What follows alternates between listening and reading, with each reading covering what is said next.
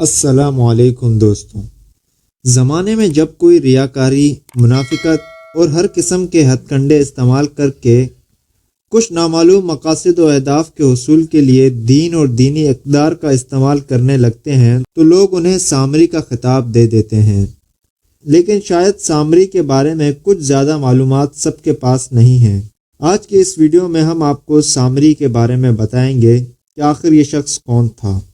اللہ نے حضرت موسیٰ علیہ السلام سے توریت کے نزول کا وعدہ کیا تو نزول کتاب میں تاخیر ہوئی، اور موسیٰ علیہ السلام نے بھائی ہارون علیہ السلام کو بنی اسرائیل کے درمیان چھوڑ دیا اور خود میقات چلے گئے۔ موسیٰ علیہ السلام نے ہارون علیہ السلام کو ہدایت کی تھی کہ بنی اسرائیل کے مسائل کو دیکھیں اور ان کا انتظام و انصرام سنبھالیں، اور خود کوہ طور چلے گئے۔ طے پایا تھا کہ موسیٰ علیہ السلام 30 دن تک روزے رکھیں گے اور کوہ طور میں ہی رہیں گے، لیکن عوام کی آزمائش کی غرض سے یہ وعدہ 40 دن تک بڑھ گیا،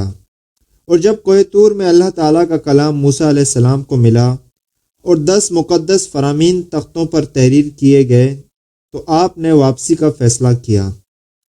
ادھر موسیٰ علیہ السلام کے وعدے میں تاخیر ہوئی اور 30 دن گزر گئے،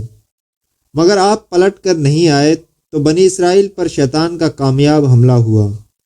اور وہ دھوکہ کھا گئے، اور سامری نامی شہرت پسند، اقتدار پسند اور جاہ پسند بنی اسرائیل شخص نے سونے کا بچھڑا بنایا اور فریب سے اس سے کچھ آوازیں نکلوائیں اور لوگوں سے کہا کہ موسیٰ علیہ السلام نے وعدہ خلافی کی ہے، موسیٰ علیہ السلام واپس نہیں آئیں گے، اور ہماری تمام بدبختیوں کا واحد سبب یہ ہے کہ ہمارا کوئی بت نہیں ہے، اس لیے میں نے سونے کا ایک بت بنا رکھا ہے۔ نادان اور احمق سادہ لوح اور دھوکہ کھانے کے شوقین سامری کے گرد اکٹھا ہوئے، اس کی باتوں کا یقین کر لیا اور بت پرستی میں مصروف ہوئے۔ موسیٰ علیہ السلام واپس پلٹ آئے تو فضا الہی نہیں تھی، ہر سو سامری اور اس کے بنائے ہوئے بت کا چرچا تھا، اور ہارون علیہ السلام کو جان کا خطرہ پڑ گیا تھا، اور کوئی ان کی بات سننے کے لیے تیار نہ تھا۔ موسیٰ علیہ السلام نے یہ دیکھا تو غضبناک ہوئے اور فرمایا، تم نے بہت برا کیا کہ اس بھونڈے فعل میں مصروف ہو گئے، اور اس قدر غضبناک ہوئے کہ طور سے لائے ہوئے تختیوں کو زمین پر پھینک دیا، اور بھائی ہارون علیہ السلام کے گریبان پکڑ لیا اور فرمایا، تم نے لوگوں کو کیوں سامری کے بچھڑے کا دھوکہ کھانے دیا؟ ہارون علیہ السلام نے عرض کیا کہ بھائی جان، مجھ پر ملامت نہ کرنا اور دشمنوں کی زبانوں کو شماتت کے عنوان سے میری طرف دراز مت کرنا۔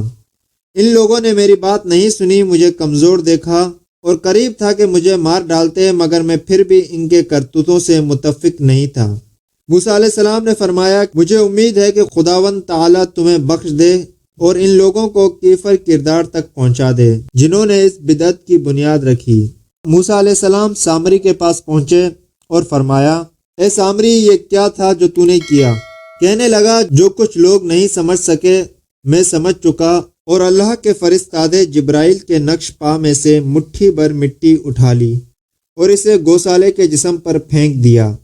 اور میرے نفس نے اس طرح میرے لیے فریب کاری کر دی۔ موسیٰ علیہ السلام نے فرمایا، تو تم چلے جاؤ، تیری زندگی کا انجام یہ ہوگا کہ جو بھی تیرے قریب آئے تو اس سے کہہ دے کہ مجھے چھونا مت، اور تیرے لیے ایک وعدہ گاہ ہوگی، ٹل نہیں سکے گی، اور اب تو اپنے معبود کو دیکھ لینا جس سے تو مسلسل چپکا رہتا تھا، ہم اسے ضرور جلا ڈالیں گے اور اس کی راکھ کو دریا برد کر دیں گے۔ دوستوں، موسیٰ علیہ السلام نے اس بچڑے کو جلا کر راکھ کر دیا اور سمندر میں بہایا، اور ایک عذاب سامری کے اوپر نازل ہوا کہ آخری عمر تک جو بھی اسے ہاتھ لگاتا شدید بخار میں مبتلا ہو جاتا تھا۔